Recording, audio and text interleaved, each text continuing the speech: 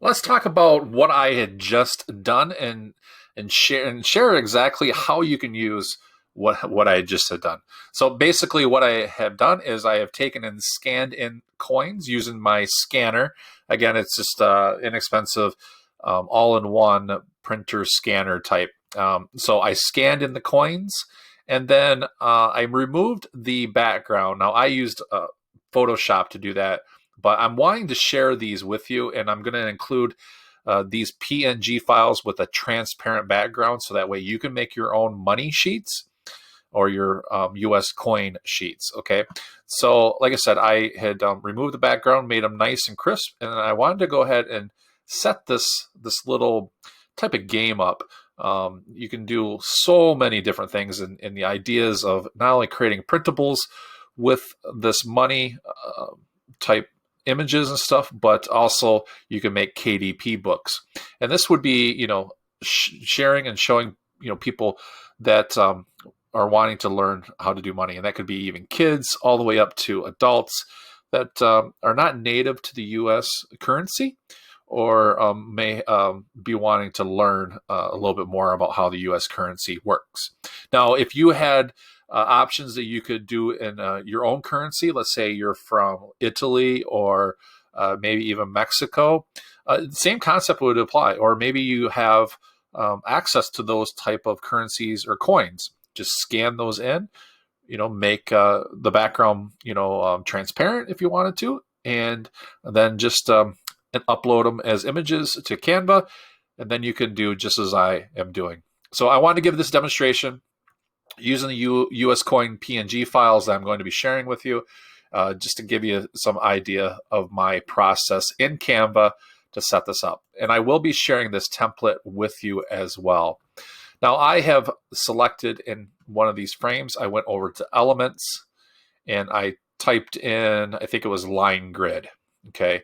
And I made this line grid. Now, I like to use these grid frames, I think it is, frames right here with the cloud, and I will show you why I like to do that here in just a second. So let me go ahead and pull this up with the coins. So I have taken and drug one of the frames over, which I just, drag that over here, and then I just resize it, and then I can manipulate it in here. Okay. Very easy and simple. Now, you're probably asking why I'm doing this and not just using the coins. Like I said, I will show you here shortly. So I have all these frames with the little cloud in it selected, and I'm just going to go ahead and duplicate all those and drag them down into the next box. And I'm going to duplicate all those and drag them down into the next one. And then same thing here.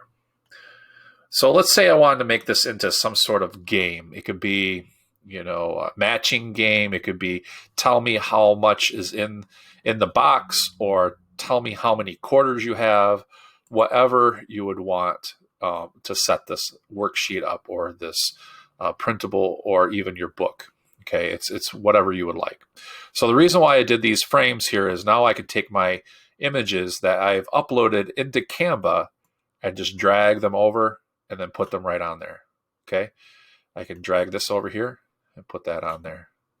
I can say, hey, I don't want the dime there, I want a penny, and I can put that on top of there. I can put the nickel over here, and I'm just going to drag it right on top of that cloud and put that there. I'm going to do another quarter. Let's say I want to do a quarter here. Just drag that over, holding the mouse button and releasing.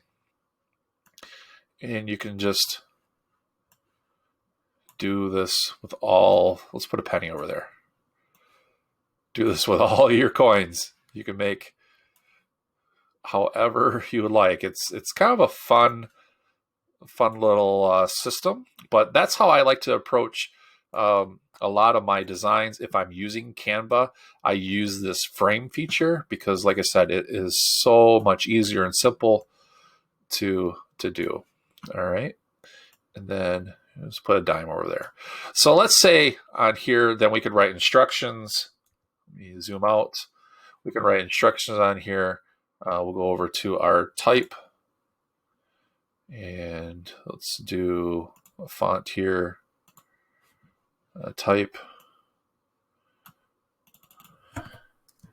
How much money is shown in quarters. All right. And then we can do a little lineage here. All right. And let's see, let's scale that down. Move that to the middle. And of course, we put that on the second line.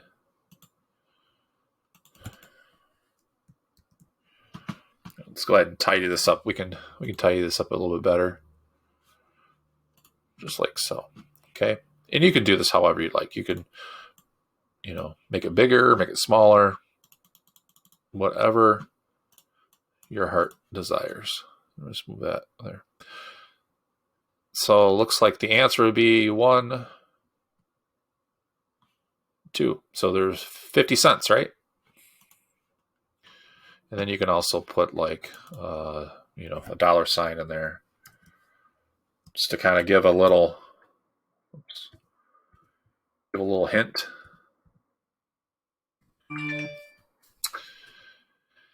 And let's see, scroll that there. We can do an underline. All right. So that gives you a little bit of an idea of what you can do. Kind of set up a printable. I have this sheet here where I just put a quarter, and you can do however you like. Again, that was just going over to the US coin images that I have provided and just dragging it here. So, and then you can just size these down however you'd want. And you can, make a box and say circle. Actually, let's just do text here.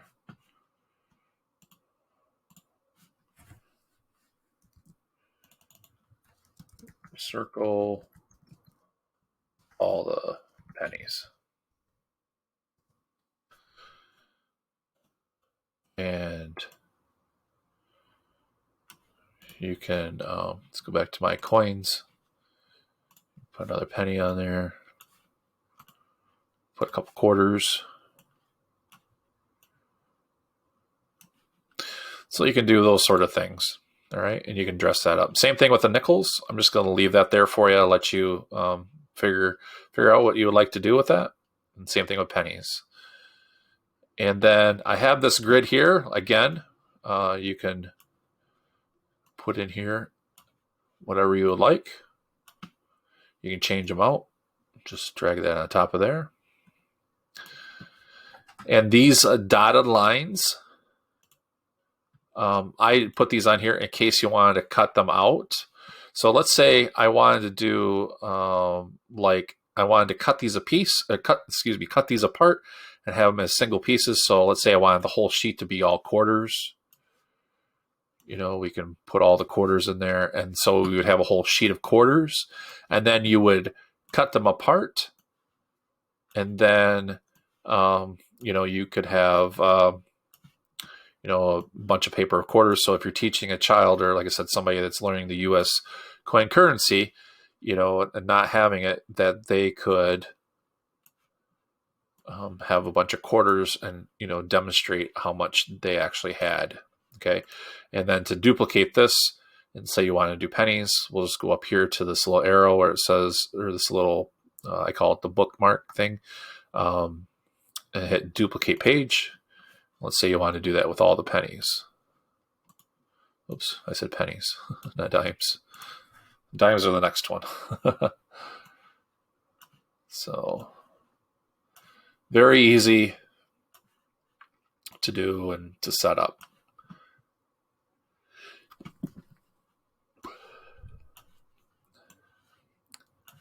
And that's the fun part. You can do however your heart desires. Again, this is designed to be a printable or to go into a KDP book. And I prefer,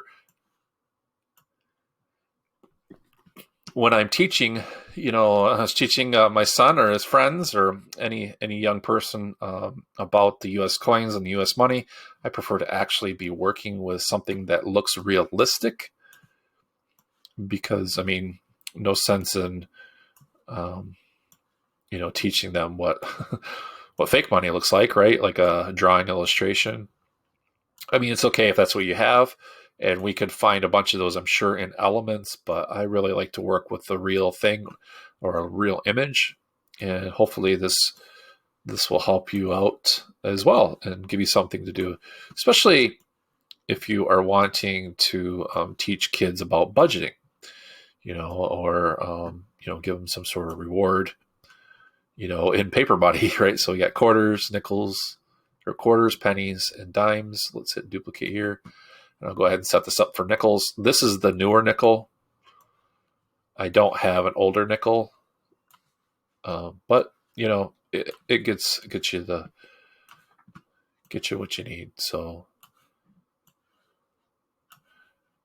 and hopefully this can, like I said, help you with ideas and give you something to think about, and get you going in your KDP and printable publishing business. So there you have it. Like I said, just a little something for you today. And if you got any questions, feel free to let me know. So I hope, like I said, hope this helps you out, and I will talk to you again soon.